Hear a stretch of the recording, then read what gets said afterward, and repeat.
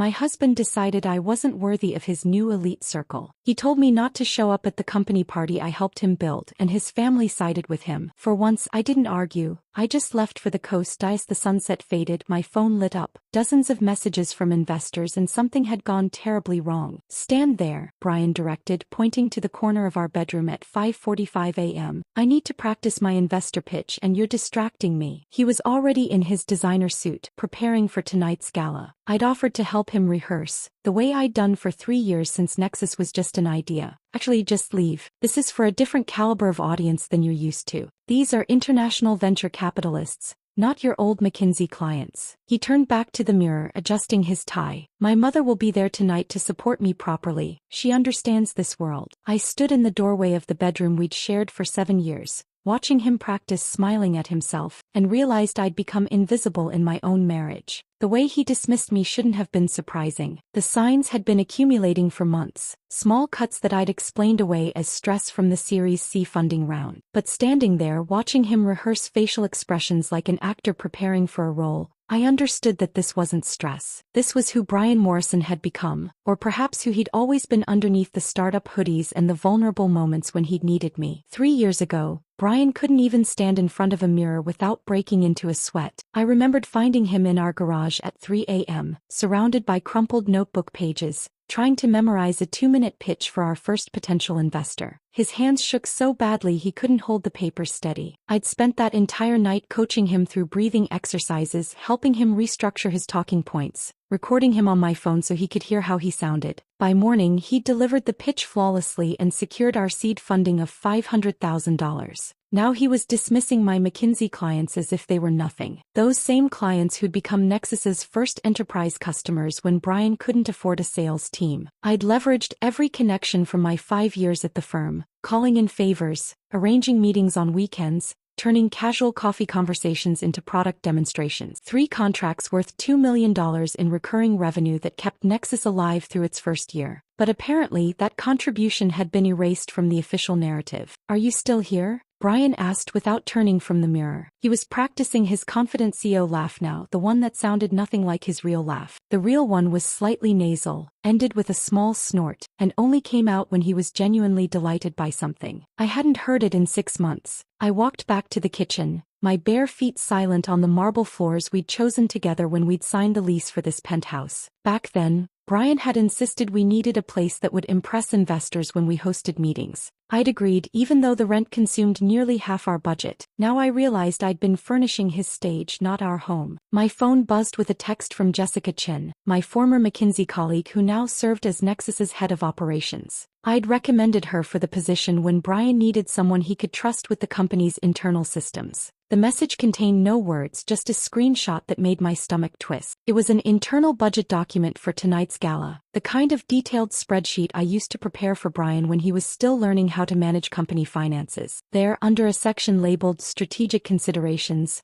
was a line item that read, "Attendance optimization. Spousal attendance limited to board members and C-suite executives meeting specific criteria." Below that, a note, "S. Morrison does not align with current corporate positioning. Refer to family advisory input." Family advisory input. That meant Margaret and Thomas Morrison, Brian's parents, who'd spent the first year of Nexus calling it Brian's expensive hobby and suggesting he return to law school. They'd only changed their tune when the Series B funding hit and suddenly their son was worth $20 million on paper. Now they were advising him on which spouse met the criteria for a corporate event. I thought about our garage office where Nexus had been born, the card table we'd used as a desk, the whiteboard covered in my handwriting because Brian's was illegible when he got excited about an idea, the air mattress we'd inflated when we were too exhausted to drive home safely after 18-hour coding sessions. I'd written half the initial platform code while Brian focused on the architecture. My contributions were baked into every line of the product that had made him rich. The coffee maker beeped, pulling me back to the present. Through the kitchen window, Seattle was waking up, the early morning light catching the glass towers of downtown. Somewhere in one of those buildings, investors were preparing for tonight's gala, ready to pour more millions into Nexus Technologies. They'd shake Brian's hand, toast his vision, and never know that the company's first algorithm, the one that had caught their attention in the first place, was something I'd developed after Brian had hit a wall and spent 3 days convinced the entire project was doomed. My phone rang.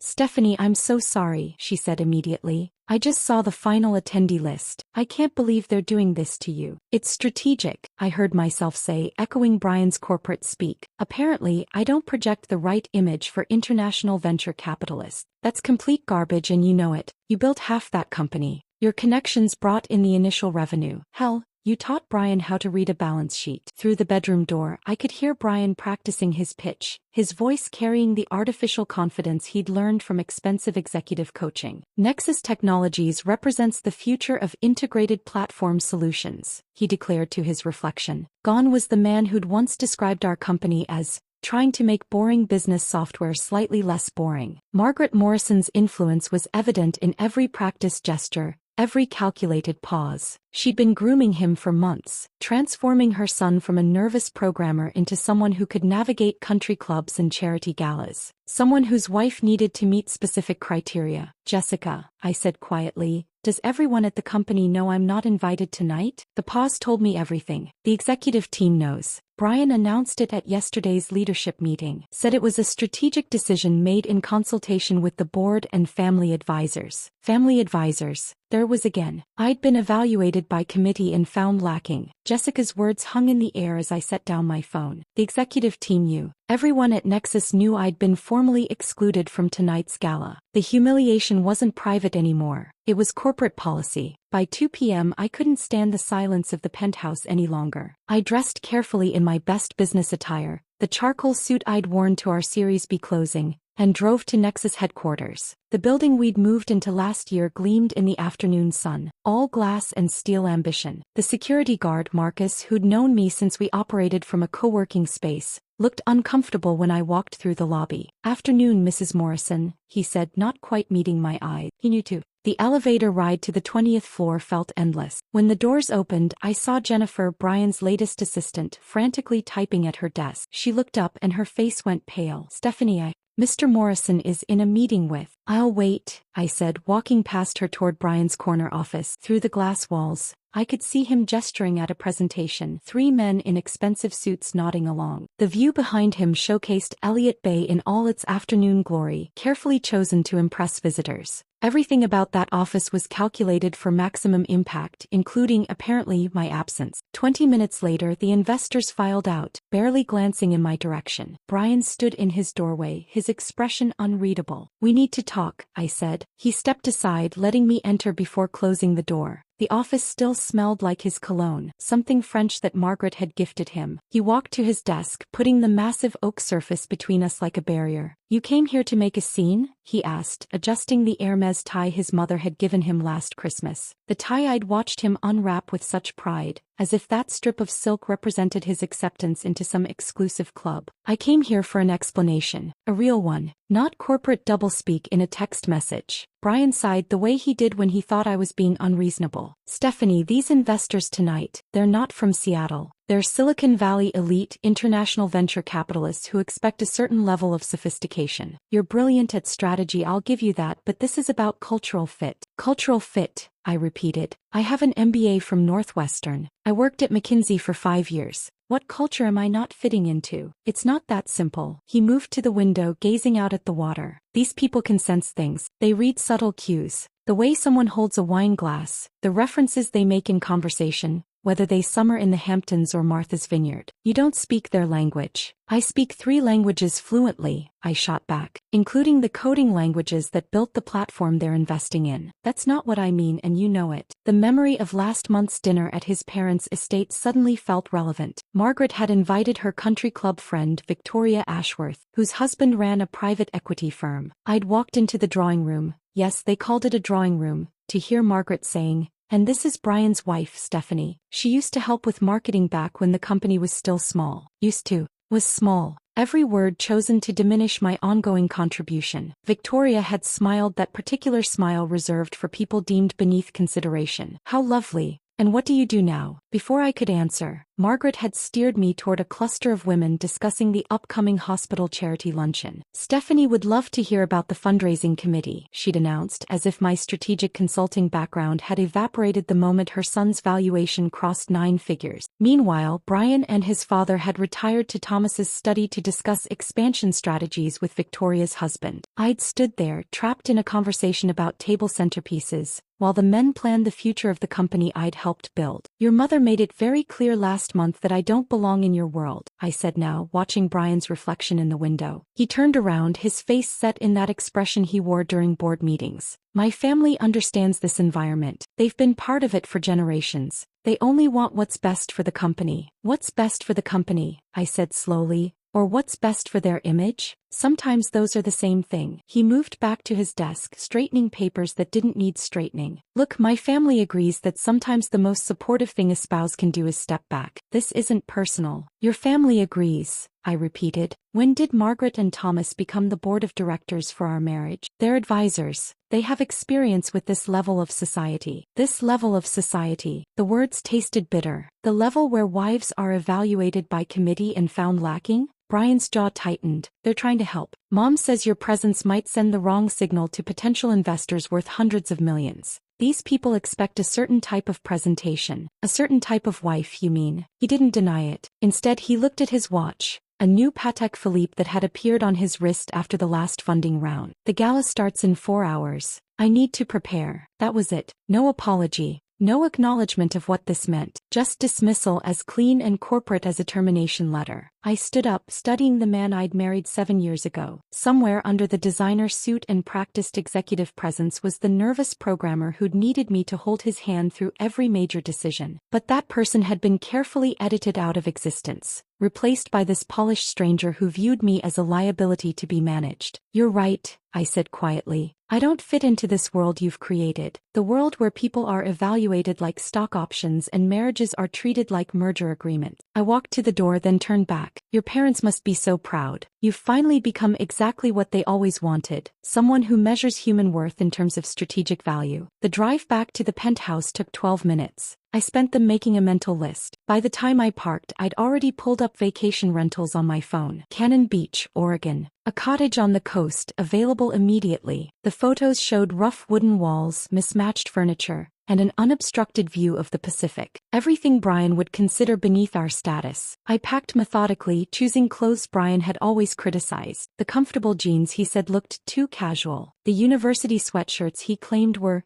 not appropriate for someone in our position. The sneakers he tried to throw away because they weren't designer brand. Each item felt like reclaiming a piece of myself I'd gradually surrendered. The penthouse felt like a museum as I moved through it one last time. Every carefully chosen piece of furniture, every precisely placed artwork, all selected to project success and sophistication. None of it felt like home. Never had. I left my set of keys on the marble counter, next to the invitation for tonight's gala that bore only Brian's name. No note, no dramatic goodbye, just absence, clean and simple. Let him explain that to his strategic advisors. The drive out of Seattle felt like exhaling after holding my breath for 3 years. In the rearview mirror, the city's skyline grew smaller. All those glass towers full of people calculating each other's worth. Ahead, the Pacific Coast Highway stretched toward something I'd forgotten existed. The possibility of being enough, exactly as I was. The Pacific Coast Highway stretched ahead of me as dusk fell, my headlights cutting through the coastal fog that rolled in like a living thing. 4 hours out of Seattle, I finally turned down the gravel road that led to the cottage, my car's GPS struggling to maintain signal. When the small wooden house appeared through the mist, perched on its bluff like a bird's nest, something in my chest loosened for the first time in months. Elena, the owner, stood on the porch wearing paint-splattered overalls and holding a lantern that cast warm light into the growing darkness. Her gray hair was twisted into a messy bun held by what appeared to be a paintbrush, and her smile held no judgment, only welcome. "You must be Stephanie," she said, her voice carrying a slight accent I couldn't place. "You look exactly like someone who needs to disappear for a while." The accuracy of her observation should have been unsettling,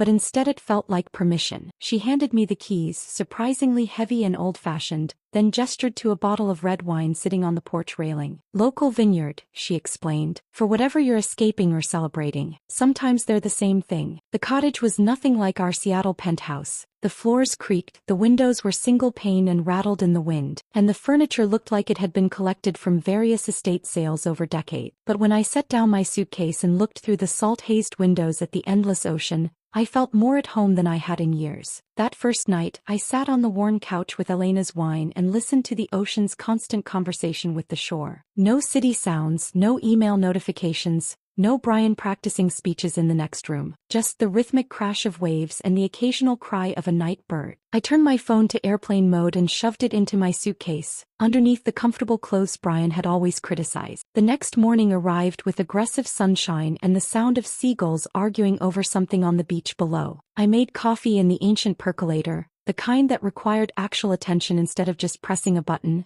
and carried my mug out to the deck. The Pacific spread before me, endless and indifferent, not caring about quarterly reports or strategic positioning or whether someone's wife met specific criteria. I spent that first day walking the beach until my legs ached. The October air was sharp and clean, nothing like Seattle's exhaust-tinged atmosphere. I found myself stopping to examine things I hadn't noticed in years. The perfect spiral of a shell, the way kelp looked like calligraphy when it dried on sand, the tiny crabs that scattered when my shadow fell across tide pools. My fingers remembered how to work the old camera I'd brought, the one I'd bought in college when I'd dreamed of being a photographer before McKinsey recruited me. By the second day, I'd established a routine that would have horrified Brian. Wake whenever my body decided, not when an alarm demanded. Coffee on the deck while watching the fog burn off. Long walks with no destination. Reading actual books. The ones I'd bought years ago but never opened because there was always another pitch deck to review, another investor presentation to polish, another financial model to adjust. I was halfway through a novel about a woman who sells everything to buy a vineyard in France when Elena appeared on my deck on the third morning, carrying her own coffee mug and a sketch pad. "Mind if I join you?" she asked, though she was already settling into the other chair. We sat in comfortable silence for a while, her sketching the view while I pretended to read but actually watched her work. Her hands moved with the confidence of someone who had long ago stopped apologizing for taking up space. "You have the look," she finally said, not glancing up from her drawing,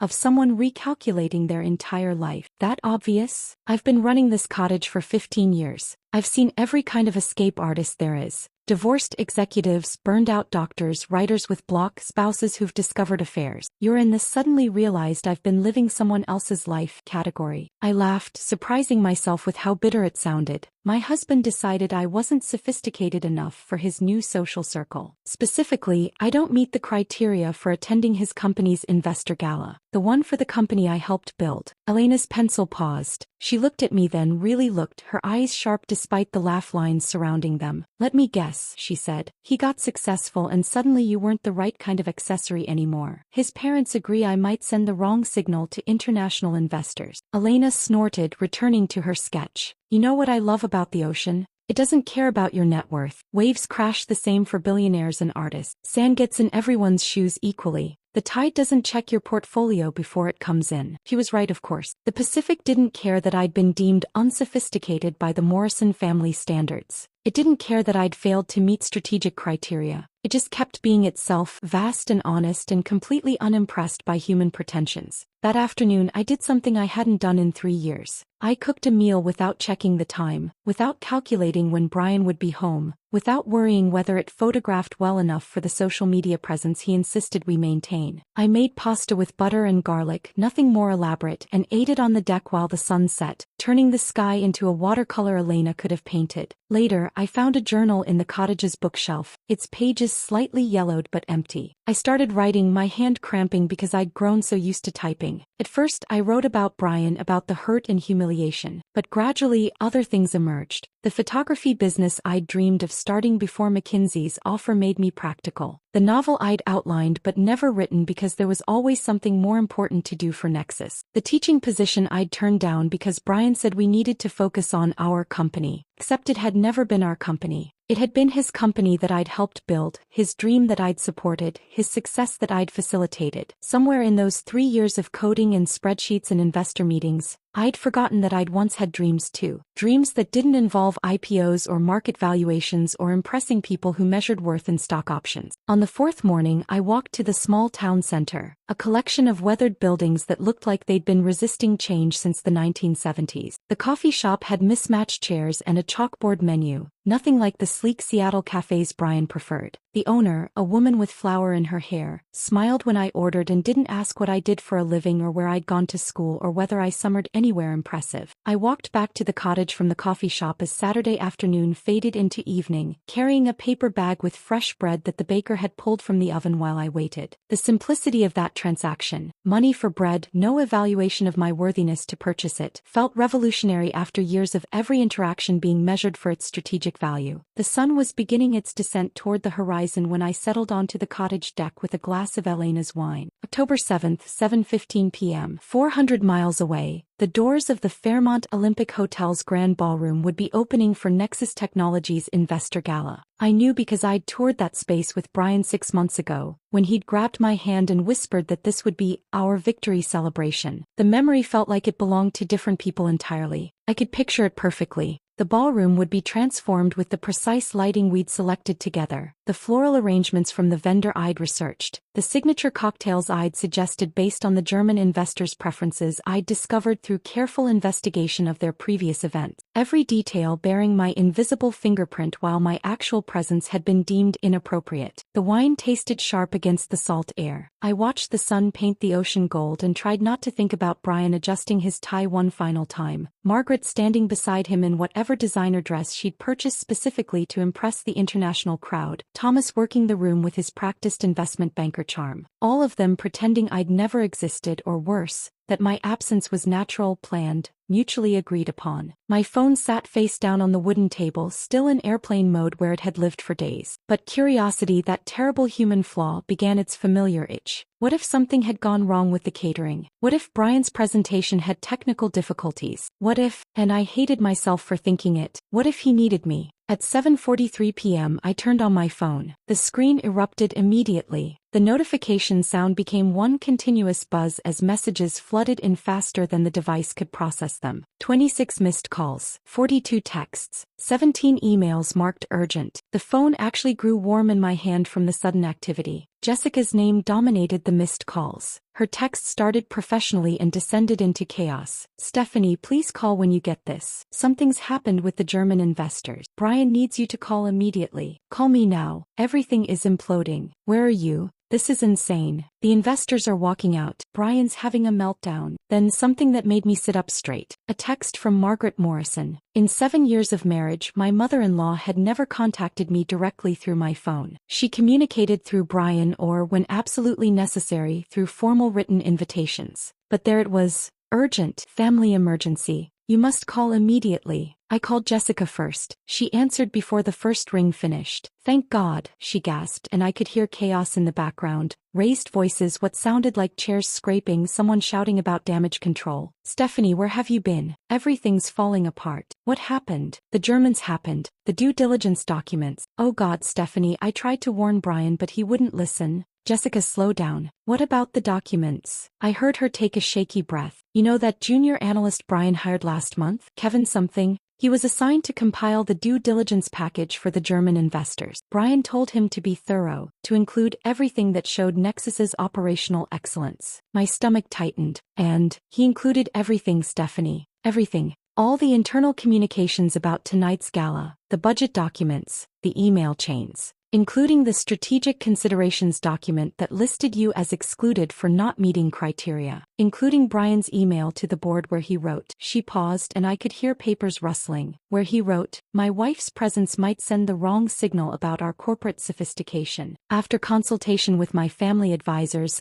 We've determined her attendance would not align with our positioning for international investment. The wine glass slipped from my hand, shattering on the deck. Red liquid spread across the weathered wood like blood. The Germans saw it? Ingrid Hoffman herself. You know, the managing partner of Rain Technic Ventures? The one controlling $2 billion in assets? She was reviewing the documents during the cocktail hour. Brian was in the middle of his presentation about Nexus's values and corporate culture when she stood up. She stood up during his presentation? In front of everyone, 200 people, all the major investors, the entire board. She held up her tablet with the document displayed and said, "Stephanie, I'm not exaggerating," she said. "Mr. Morrison, could you explain why your wife, who according to your own company history helped build this platform, has been excluded from tonight's event for failing to meet sophistication criteria?" I sank into the deck chair, my legs suddenly unable to support me. Jessica continued, her voice dropping to almost a whisper. The room went dead silent. Brian tried to explain, said it was taken out of context, that it was a mutual decision. And then Ingrid said, "God, everyone heard it. We don't invest in companies whose leadership treats people as strategic liabilities. If this is how you value the person who helped build your company, how will you treat other stakeholders when it becomes convenient?" She said that, in front of everyone, into the microphone. Her words echoed through the ballroom. Then she closed her portfolio, stood up and walked out. Her entire team followed. 6 other international firms left with them. The Americans are still there, but they're all on their phones with their boards. The press was invited tonight, Stephanie. Tech bloggers, financial reporters. Someone already posted about it on Twitter. It's trending. I looked at my phone, finally noticing the notification badges on various apps. Messages from numbers I didn't recognize, LinkedIn requests. Even a text from my college roommate asking if I'd seen the news. Brian must be. He's destroyed, Jessica said simply. He tried to continue the presentation after the Germans left, but his voice was shaking. Margaret tried to do damage control, going table to table, but people were already pulling up the documents on their phones. Someone leaked the whole package to TechCrunch. The headline is, Nexus CEO excludes wife from gala for lacking corporate sophistication. His phone hasn't stopped ringing. Through the phone, I heard a door slam and Brian's voice, high and strained, shouting something about containment strategies. Then Margaret's voice, shrill and demanding, insisting someone fix this immediately. "I should go," Jessica said. "It's chaos here." "But Stephanie, that German woman, Ingrid?" Before she left, she walked past Brian and said, loud enough for others to hear, "Success that requires diminishing those who helped you achieve it isn't success. It's just ego with a business plan." She's my new hero. Jessica hung up, leaving me alone on the deck with the shattered wine glass at my feet and the sound of waves that suddenly seemed too loud. My phone screen continued lighting up with notifications, each one a small explosion in the darkness. I watched the numbers climb, 57 unread texts, 31 missed calls, emails multiplying like a virus. The financial news apps I'd forgotten to delete started sending alerts. Nexus Technologies stock plunges in after-hours trading. German investment firm withdraws from Nexus deal. Breaking. Multiple investors exit Nexus gala following document leak. Each headline felt surreal, like reading about strangers instead of the company I'd helped code in our garage. My phone rang. Brian's photo appeared. The one from our wedding where he looked young and grateful and nothing like the man who'd dismissed me that morning. I let it go to voicemail. Within seconds, another call. This time from a number I didn't recognize but with a Seattle area code. Then another. And another. I turned off the ringer but kept watching the silent calls stack up like accusations. At 8:47 p.m., I finally started listening to the voicemails. Brian's first message still carried his CEO voice, controlled and measured despite the chaos Jessica had described. "Stephanie, we have a situation that requires immediate management. There's been a misunderstanding about tonight's documentation. Call me back so we can coordinate our response. This affects both of us." The second message, timestamped 12 minutes later, showed cracks in his composure. "Stephanie, I know you're getting these messages. The German investors have withdrawn. The press is involved. We need to present a unified front. Please call me." By the third message, his voice had shifted from commanding to urgent. "The board is meeting right now. They're talking about my resignation. 3 more firms just pulled out. That's $280 million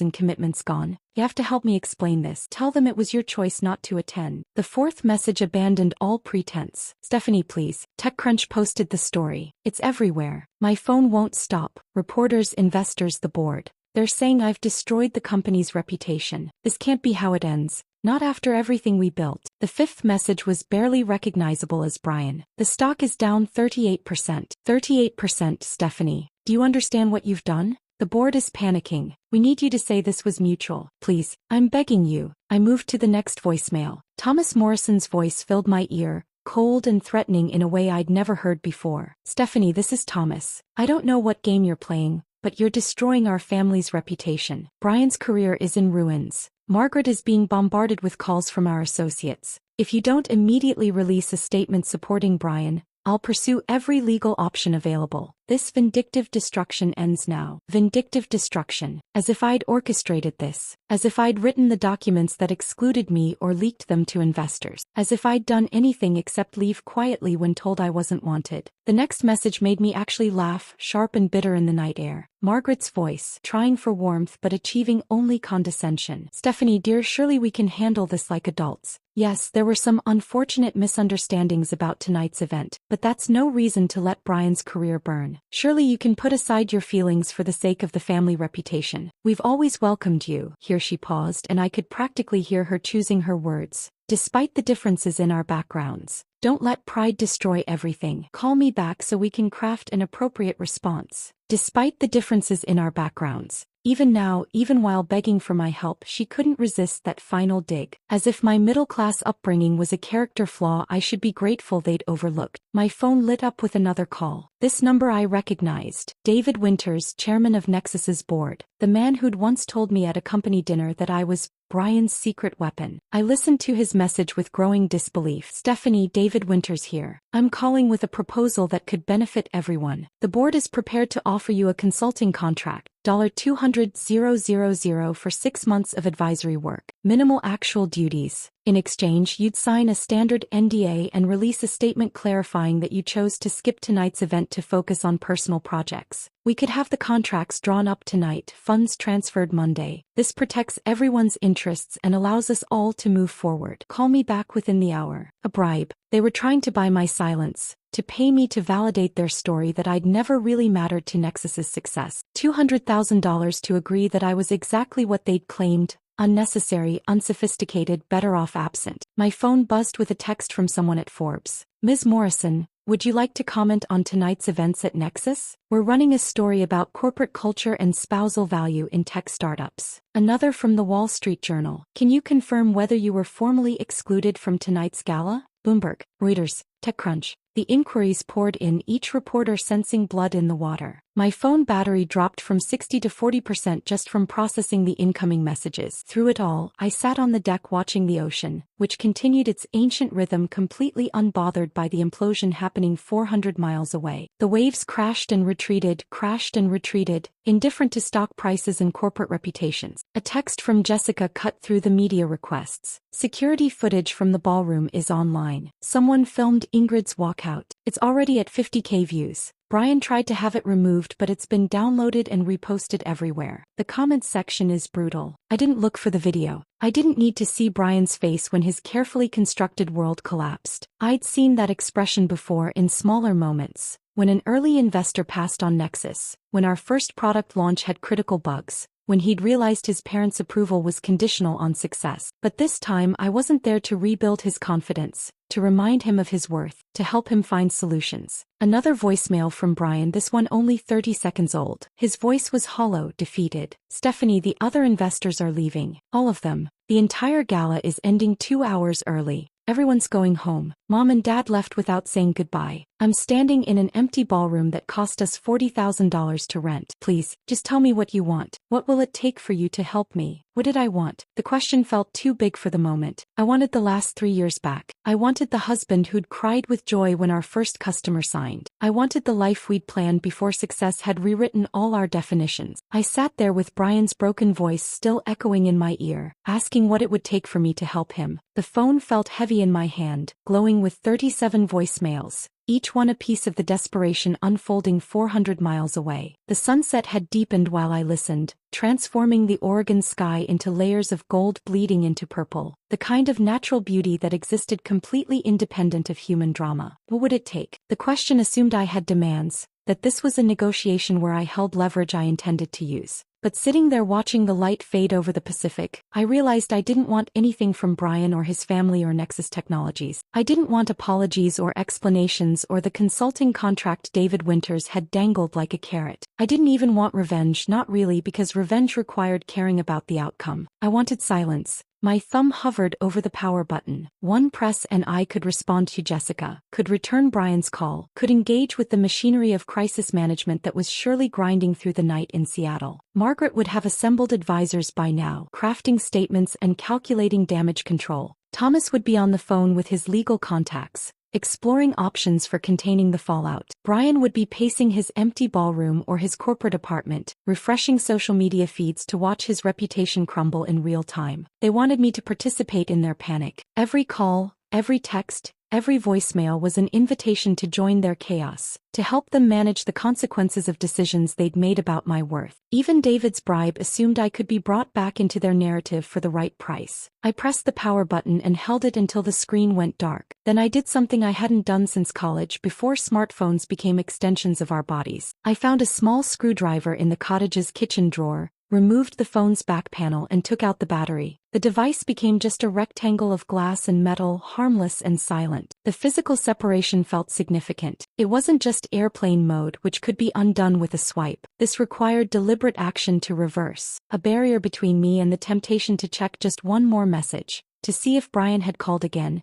to witness the ongoing collapse of everything he'd built while excluding me from it. I poured another glass of wine, my hands steadier than they'd been all evening. The broken glass from earlier still littered the deck, catching the last light like scattered garnets. I'd clean it up tomorrow. Tonight, I just wanted to sit with the strange, unsettling relief of watching something end without trying to fix it. The ocean had turned dark, visible now only as sound and the white foam of breaking wave. Somewhere out there, beyond the horizon, other lives were unfolding. People were having dinners and arguments and celebrations, completely unaware that a tech company's gala had imploded or that a woman sitting on a cottage deck had just chosen silence over engagement. I heard footsteps on the gravel path around midnight. Elena appeared carrying a thermos and wearing a thick cardigan over her paint-stained clothes. She took one look at my face, at the dismembered phone on the table, at the wine bottle significantly emptier than it had been at sunset, and settled into the other chair without asking permission. "Bad news or good news?" she asked, pouring something hot and fragrant from her thermos into the mug she'd brought for me. I realized something herbal that smelled like comfort. "I'm not sure yet," I said honestly. Then, because the darkness and her presence made honesty easier, I added, "My husband's company just collapsed at a gala I wasn't invited to. Investors walked out. His career is probably over. And I'm sitting here feeling something that's not quite happiness but isn't sadness either." "Relief," Elena said simply. "You're feeling relief." I looked at her, this woman I'd known for less than a week, and felt tears start. Not the crying I'd done in Seattle when I discovered the exclusion document, which had been hot and angry. These were different, cooler, almost cleansing. "I should feel terrible," I said. "I should want to help him or at least feel sorry for him. But I just keep thinking about how quiet it is here, how the ocean doesn't care about any of it." Elena was quiet for a moment, sipping her own tea. Then she said, "I left a law firm 15 years ago, Manhattan, white shoe firm where I'd spent a decade working 100-hour weeks. I'd just won them their biggest case, pharmaceutical company, 9 figures at stake. The managing partner called me into his office the day after the verdict." She paused, and I could see the memory playing across her face in the porch light. "I thought it was about partnership. I'd been promised the track. Instead, he told me I wasn't partnership material. Said I was brilliant in the courtroom but lacked the polish and presentation their clients expected. Too intense, too focused on the work instead of the performance. He suggested I might be happier at a smaller firm where expectations were different." "After you won them millions," I said.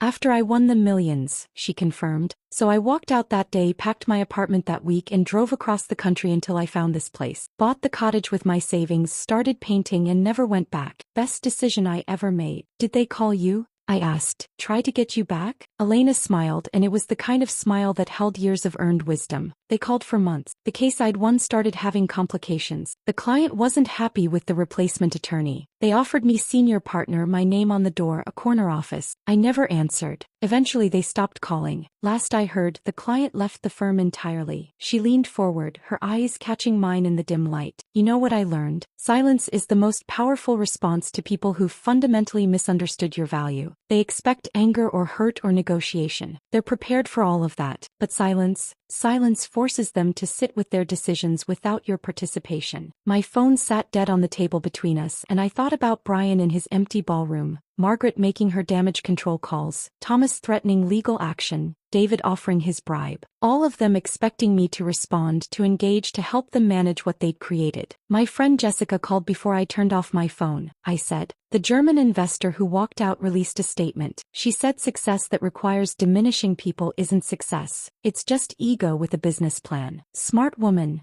Elena said. It's already being shared everywhere. The whole disaster is public now. Brian's probably being eviscerated on social media. And how does that make you feel? I considered the question honestly, sitting with the complexity of my emotions. Satisfied isn't quite right. Vindicated feels too active. It's more like watching the natural consequences of decisions play out without my interference. Like I finally stopped trying to manage outcomes that were never mine to manage. Elena raised her mug in a small toast to natural consequences and the freedom of not interfering. We sat together until nearly 2 in the morning talking about everything except Brian and Nexus. She told me about her art installations, about learning to trust her creative instincts after years of legal argumentation. I told her about the photography dreams I'd abandoned, about the novel I'd outlined but never written, about all the versions of myself I'd set aside to build someone else's empire. When I finally went inside, I left the dismembered phone on the deck table. In the morning, I'd extend my cottage rental. I'd spend days walking beaches, helping Elena prepare for her upcoming gallery show, eating meals that required no documentation or strategic purpose. I'd discover what it felt like to exist without an audience, without trying to prove my worth to people who'd already decided I lacked it. Revenge, I was learning, didn't require action or planning or carefully orchestrated consequences. Sometimes revenge was simply choosing peace while someone else's carefully constructed world collapsed under the weight of their own decisions. Sometimes it tasted like salt air and herbal tea and the absolute silence of a phone that couldn't ring. The week at Cannon Beach stretched into 8 days, then 9, then 10. Each morning I woke to the sound of waves and the absence of urgency, and each morning I chose to stay one more day. Elena never asked when I was leaving. She simply adjusted the rental agreement, waving off my concerns about her other bookings with a paint-stained hand and the observation that the cottage seemed to know who needed it. But on the 11th morning I woke with a different feeling. Not dread exactly, but a clarity that the silence had done its work. I discovered what I needed to know about myself, about what I wanted, about who I was without Brian's ambitions defining my days. Now I needed to see what remained of the life I'd left behind. The drive back to Seattle felt longer than the escape had been. October had deepened into late autumn, the trees along the highway stripped of their leaves, everything rendered in shades of gray that matched my uncertainty. I'd turned my phone back on that morning,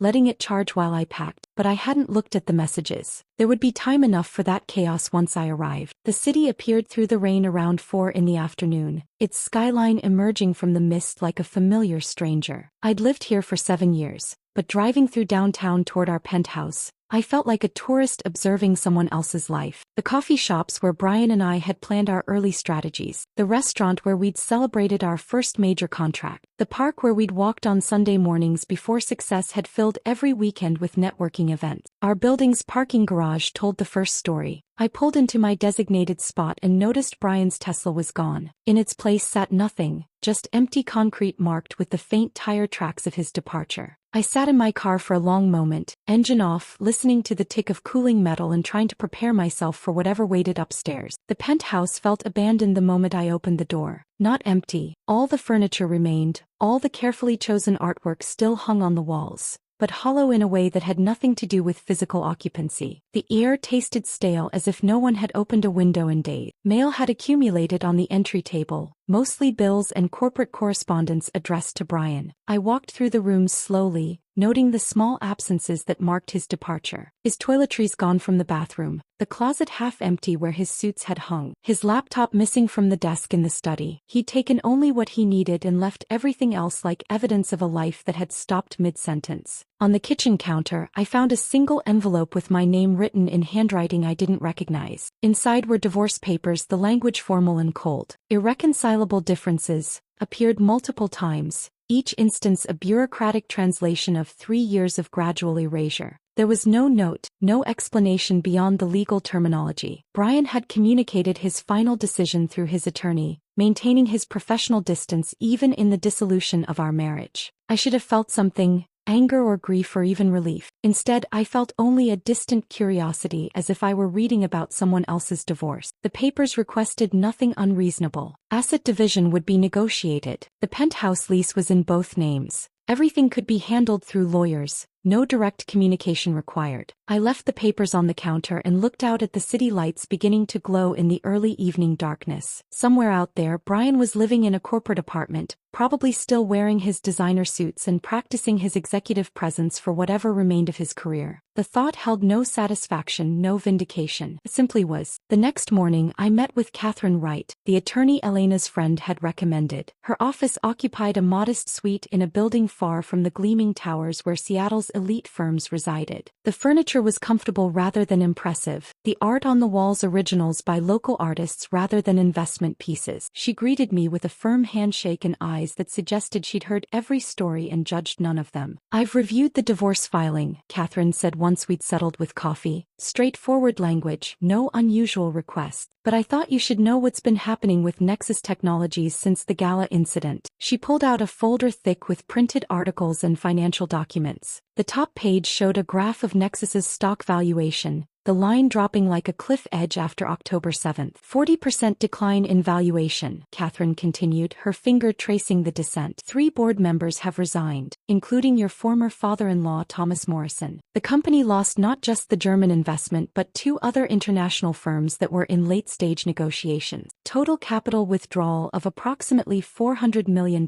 I stared at the numbers, trying to connect them to the company I'd helped code in our garage. $400 million. The figure felt abstract, too large to attach to the small decisions that had led here. Brian's position? I asked. Still CEO technically, but the board has stripped him of several key authorities. He's essentially a figurehead now while they search for replacement leadership. His parents withdrew their financial backing 2 days after the gala. According to my sources, Margaret Morrison told several people at her country club that they needed to protect their other investments from association with the scandal. The irony wasn't lost on me. Margaret, who'd been so concerned about my presence sending the wrong signal to investors, had herself sent the clearest signal possible by abandoning her son when his reputation became a liability. "There's more," Catherine said, sliding another document across her desk. "International expansion plans have been suspended indefinitely. The London and Singapore offices that were scheduled to open next quarter have been cancelled. Several key employees have left for competitors." "How many employees?" 43 in the last 10 days. "Including most of the original engineering team that built the platform with you and Brian." I thought of those early days, the people who'd believed in Nexus when it was just an idea. Good engineers who'd taken salary cuts to join a startup, who'd worked impossible hours because they believed in what we were building. Now they were leaving, taking their institutional knowledge with them, and I couldn't blame them. My phone rang as Catherine was organizing the document. Jessica's name appeared on the screen. I answered, putting her on speaker with Catherine's permission. "Stephanie, thank God," Jessica said, her voice tight with stress. "Are you back in Seattle? Can we meet?" "I'm back." "What's happening?" "What isn't happening? The office feels like a graveyard. Half the desks are empty. The ones that aren't empty are occupied by people updating their LinkedIn profiles. Brian barely leaves his office. When he does, he looks like he hasn't slept in days. Margaret and Thomas haven't been to a board meeting since the scandal broke. People are saying they're too embarrassed to show their faces. We arranged to meet for coffee that afternoon at a small place near Pike Place Market, deliberately choosing somewhere far from Nexus's offices and the corporate haunts where we might encounter people from that world. Jessica looked exhausted when she arrived, her usually perfect appearance softened by shadows under her eyes and hair pulled back in a simple ponytail rather than her professional style. We found a corner table where we could talk without being overheard. "It's dying," she said without preamble. "The company. I've been through acquisitions and layoffs before, but this is different. This is watching something rot from the inside because the foundation was corrupt all along." "That dramatic?" "Stephanie, investors are actively demanding Brian's resignation. Not suggesting, demanding. The remaining board members are in daily meetings trying to figure out how to remove him without triggering the clause in his contract that would give him a massive severance. Meanwhile, he's in his office making desperate calls to every contact he has, trying to rebuild relationships he destroyed on his way up." She paused to sip her coffee and I could see her hands were shaking slightly. "You want to know the worst part? He's confused. Genuinely confused about why people won't take his calls. Why the same investors who courted him 3 months ago won't return his emails. He actually said in a meeting yesterday that this was all a misunderstanding that got blown out of proportion. A misunderstanding, I repeated. He doesn't get it. He thinks this is about public relations, about managing a narrative. He doesn't understand that people saw exactly who he is and decided they don't want to do business with that person. My phone buzzed with an email notification. The sender's name made me pause. Ingrid Hoffmann, the German investor whose walkout had started everything. The subject line read simply, "A conversation worth having." I opened it while Jessica watched, curious. The message was brief and direct, written in the efficient style I'd come to associate with European business communication. "Ms. Morrison, I hope this message finds you well. I wanted to reach out personally following the events of October 7th. I've been following your career and contributions to Nexus Technologies, and I believe you have been systematically erased from a narrative you helped create. I would like to discuss funding a consulting firm under your leadership. Anyone who helped build a company from nothing while being diminished at every turn deserves the chance to build something where their value is recognized. I'll be in Seattle next week if you're available to meet." I read it twice, then showed it to Jessica, who read it once and started laughing, the slightly hysterical sound of someone who'd been waiting for good news in a desert of disasters. "Oh my God," Jessica said. "Ingrid Hoffmann wants to fund you. Do you know what this means? She controls $2 billion in assets. She doesn't make casual offers." The email sat on my phone screen, glowing with possibility. Somewhere across the city, Brian was making desperate calls that went unanswered. His parents were avoiding board meetings. His empire was crumbling under the weight of decisions made in consultation with family advisors who'd valued sophistication over substance. And here, in a modest coffee shop far from the towers of ambition, someone was offering me the chance to build something new. Something where my value wouldn't need defending because it would be fundamental to the foundation. I looked at Jessica, then back at the email, and felt something shift inside me. Not revenge, not vindication, just the quiet recognition that sometimes the most elegant response to being erased is to become impossible to ignore. I typed my response to Ingrid Hoffmann right there in the coffee shop, my thumbs moving across the phone screen while Jessica watched with barely contained excitement. The message was simple, professional, accepting her offer to meet the following week. When I hit send, Jessica reached across the table and squeezed my hand, her eyes bright with something that looked like vindication but felt more like hope. The meeting with Ingrid took place in a hotel conference room overlooking Elliott Bay, neutral territory that belonged to neither my past nor my uncertain future. She arrived exactly on time, her presence commanding without being aggressive, wearing a tailored suit that spoke of quality rather than display. We shook hands and I noticed her grip was firm, the kind that communicated equality rather than dominance. "Thank you for meeting me," she said, her accent slight but present. "I've done my research on your contributions to Nexus Technologies, the initial platform architecture, the enterprise client acquisition strategy, the bridge funding that kept the company alive in month 6. All documented in early filings before someone decided to edit the narrative." She slid a folder across the table. Inside were copies of documents I'd nearly forgotten existed. Early investor presentations with my name listed as co-founder, email chains showing my technical contributions, even a photograph from a local business journal featuring Brian and me together in our garage office, back when my presence was still considered an asset. "This is who you were before you were erased," Ingrid continued. "I want to fund the consulting firm that allows you to be that person again. Not in service of someone else's vision, but building your own." 6 months later, I stood in my new office on the 7th floor of a building in Fremont, far from the downtown towers where corporate ambition measured success in square footage and floor height. The space was modest, 3 rooms with large windows overlooking Puget Sound, the water visible between the buildings like a promise of escape always within reach. My name was on the door in simple lettering, Morrison Strategic Consulting. I'd kept Brian's last name, not out of sentimentality but because it was still legally mine and changing it felt like giving him more attention than he deserved. Besides, there was a certain poetry in building something successful under the same name he'd tried to exclude from his achievements. The firm had launched quietly in April. No press release or grand opening, just word of mouth through the network of people who'd watched the Nexus scandal unfold and drawn their own conclusions. Ingrid had been true to her word, providing seed funding and connecting me with founders who valued substance over performance. Within 2 months, I had 3 major clients. The first was a female-founded startup in biotech, a company developing diagnostic tools for early cancer detection. The founder, Dr. Sarah Chin, had reached out after Ingrid mentioned my name, saying she needed someone who understood what it meant to build something real while surrounded by people more interested in appearances. I helped her structure her Series A pitch, connecting her with investors who asked about her science before they asked about her pedigree. The second client came through Jessica, who'd finally left Nexus in March when it became clear the company was beyond saving. She joined a mid-stage fintech startup and recommended me to their CEO, who needed help navigating expansion without losing the culture that had made them successful in the first place. I'd spent 6 weeks embedded with their team, teaching them how to scale without sacrificing the values that had attracted their early employees. The third was a nonprofit focused on bringing technology education to underserved communities, work that paid modestly but mattered in ways that Nexus never had. The executive director told me during our first meeting that she'd specifically sought me out because she wanted someone who understood that impact wasn't always measured in valuations and exit strategies. My office was furnished simply, nothing like the carefully curated spaces Brian favored. A solid desk I'd found at an estate sale, comfortable chairs for clients, bookshelves holding texts on strategy and leadership alongside novels and poetry collections. On one wall hung several of Elena's paintings, vibrant abstracts that reminded me of Cannon Beach and the week that had changed everything. But the most important piece sat on my desk in a simple frame, a photograph I'd taken that night in October,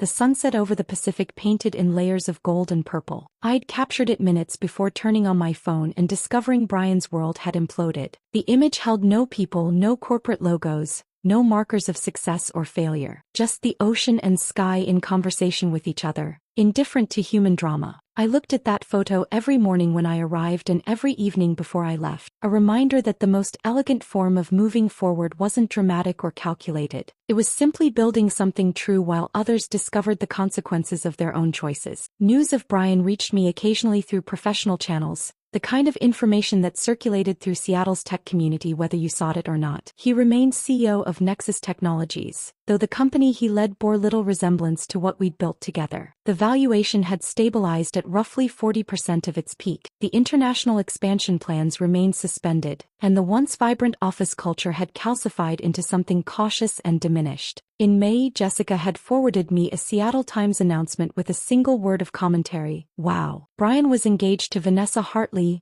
daughter of a prominent Seattle family whose wealth predated tech booms and whose social connections ran through every elite institution in the city. Margaret had been quoted in the announcement describing Vanessa as "from a good family who truly understands our world," the subtext so obvious it barely qualified as subtext. I'd studied the engagement photo, searching for traces of the man I'd married. Brian stood in his designer suit, Vanessa beside him in something tasteful and expensive, both of them smiling the careful smiles of people who understood they were performing for an audience. He'd gotten everything he'd apparently wanted, the right kind of wife, the CEO title, his mother's approval, but the image held a hollowness that even professional photography couldn't disguise. According to Jessica's sources, he still went to the office every day, still wore his Hermes ties and practiced his executive presence, but he led a company that had lost its momentum and its soul. The engineers who remained did so because they needed the salary, not because they believed in anything Nexus was building. The innovative culture we'd cultivated in those early days had been replaced by careful risk aversion, every decision filtered through layers of committees designed to prevent another scandal. The Morrison family's social position had shifted in ways that seemed to cause Margaret particular distress. Jessica had heard through her network that Margaret and Thomas had quietly withdrawn from several country club committees, their names no longer appearing on the boards they'd once prominently served. Their famous holiday party, which had once drawn 200 guests from Seattle's elite circles, had shrunk to a modest dinner for close friends and family. Thomas had been overheard at a restaurant in June, his voice carrying farther than he'd intended after several drinks. "We never should have encouraged Brian's ambitions beyond his capabilities," he told his dinner companion, a statement that revealed more about the Morrison family values than any amount of polished public presentation ever had. When success was assured, they'd claimed credit for Brian's vision. When it faltered, they'd blamed him for reaching beyond his station. The irony wasn't lost on me. The family that had deemed me insufficiently sophisticated had themselves become cautious about public appearances, their social currency devalued by association with a scandal they'd helped create. Margaret, who'd been so concerned about signals sent to investors,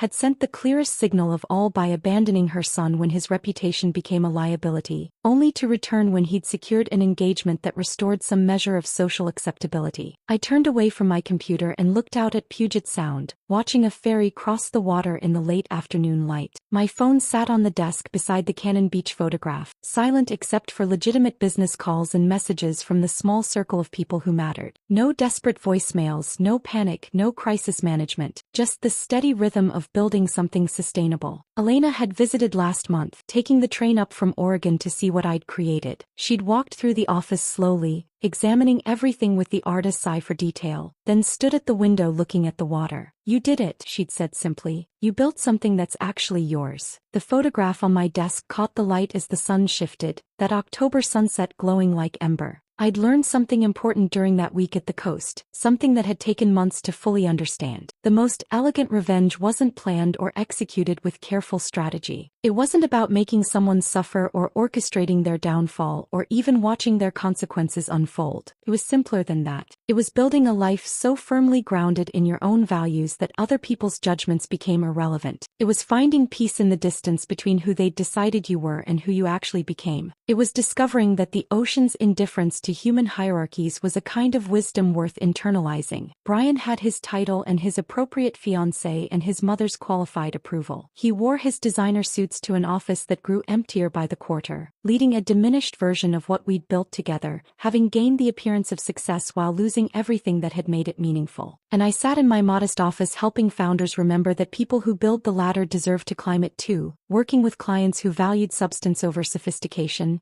building something that felt true in ways Nexus never had. The ocean didn't care about elite circles or strategic positioning or whether someone's spouse met specific criteria. It just kept its ancient rhythm, crashing and retreating, indifferent to human ambition. I'd learned to carry that indifference inside me not as coldness but as freedom, the freedom to build without performing, to succeed without diminishing others, to find peace in simply being enough exactly as I was. If this story of quiet triumph resonated with you, hit that like button right now. My favorite part was when Stephanie chose silence over engagement, removing her phone battery while Brian's world collapsed 400 miles away. What was your favorite moment? Drop it in the comments below. Don't miss more compelling stories of resilience and reinvention. Subscribe and hit that notification bell so you never miss an upload.